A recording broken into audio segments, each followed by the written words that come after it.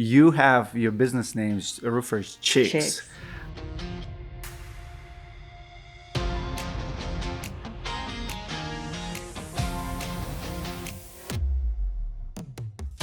I know a lot of women proud to belong to women in roofing organization. What's appropriate for a man to call a woman in a trade? Is it a woman? Is it a girl? Is it a chick? Like, what's less offensive? And if people call you, what would be offensive? Like girls in the roofing, chick, like.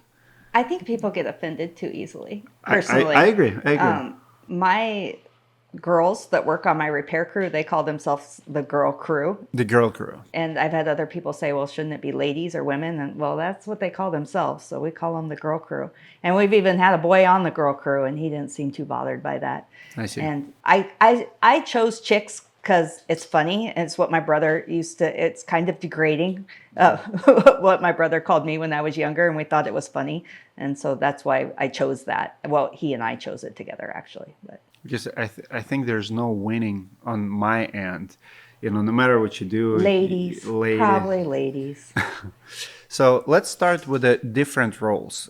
In the roofing industry, we have this little hate going on. Everybody calls themselves a roofer, right? So we have a lot of Yes. social media accounts. Yes. World greatest roofer, and the guy never, never roofed in roofed. his life, Yes. right? Yes. And a lot of salespeople call themselves roofers. Right. A lot of girls. So let's identify different roles. We have salespeople. Mm-hmm. So we have women or girls who can sell roofs. So Yes. they're salespeople. We have roofers. We have girls, which is very rare. We have a lot of women who can sell the roofs, Right. but not a lot who can install. 0.5%. 0.5% Yes. of entire industry. Laborers in the industry are female. Even at 0.5 sounds like a lot. Right? Yeah. It's increasing, but not very quickly. Is it? Pretty slow. So, That's how I started, was on a crew in college. and then we have obviously women in offices and Yes. then business owners as Yes. well. I want to go after first category, salespeople. Salespeople. It's a known fact by now that women have advantage at sales. Yes. But it still does not mean that just because you're a woman, you're going to be successful. What advantage does woman have in roofing sales, and what disadvantage may be? Or describe to me that position for a woman. If someone wants to sell roofs, what should she expect? And what's the secret to success there? So I felt like that was a lot of questions all in one. Yeah. I think an advantage that a female has in a home versus a male, I think it puts homeowners at ease. And nowadays, well, even before, I think that women often are the ones receiving the bids. Still, I mean, there's some traditional there where the man is at work and the wife is at home and she's the one who's collecting the bids. I think the husband feels better about a female salesperson coming when he's not there. And I think the female homeowner enjoys having a woman there.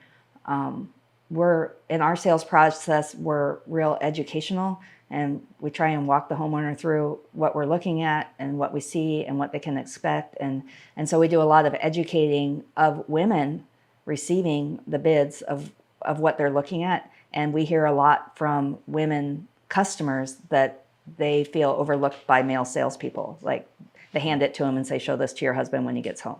So I think that's a big advantage. I have male and female salespeople.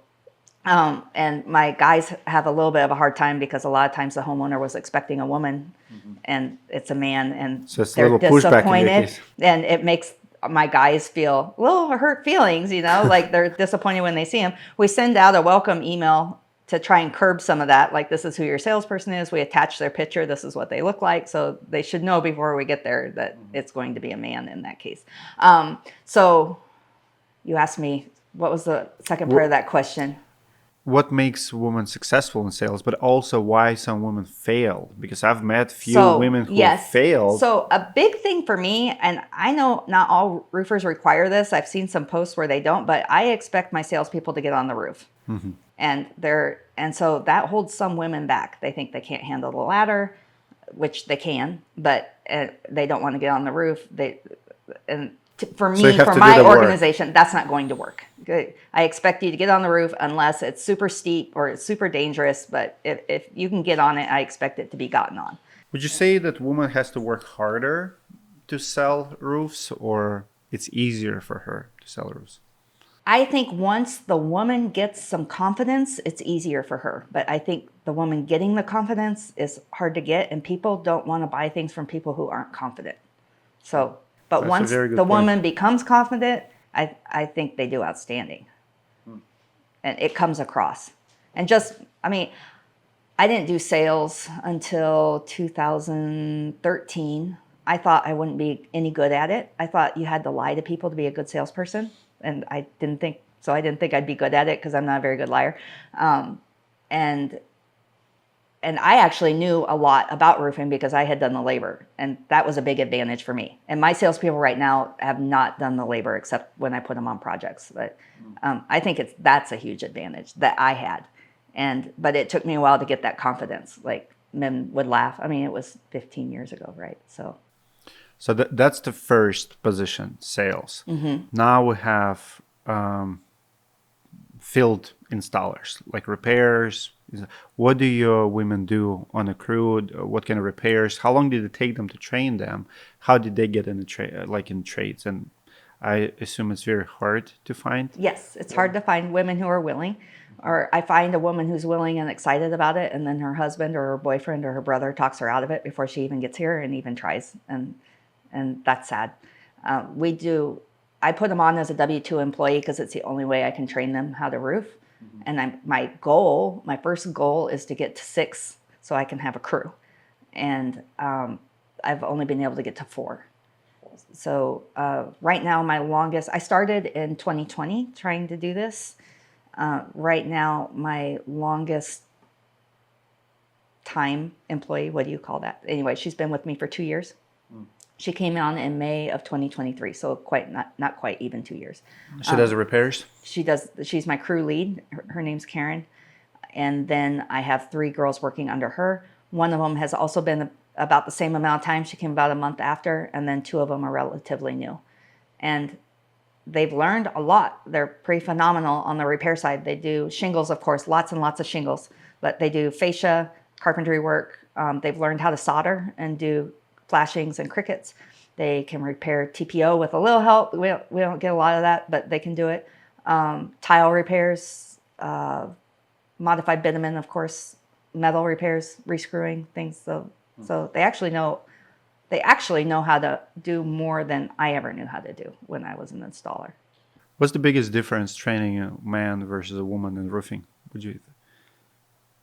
How do they take education? Do you send them to the way I started was GAF agreed to put on a class for me up in Dallas, and I took 4 women, I think, up to Dallas, and they taught them how to do hands-on, which was great because I really didn't know how to get started. But now we just put them on and we train them on site. And as far as training them, I don't really see a big difference. One thing we have to overcome is if they're okay getting on the roof. I've had a couple of them who are scared to get on the roof. One of them overcame that, which I didn't think was possible, but she did. Tina, who's still with me. I didn't think she'd make it because she was afraid, but usually people can't get over that. But men have that too. So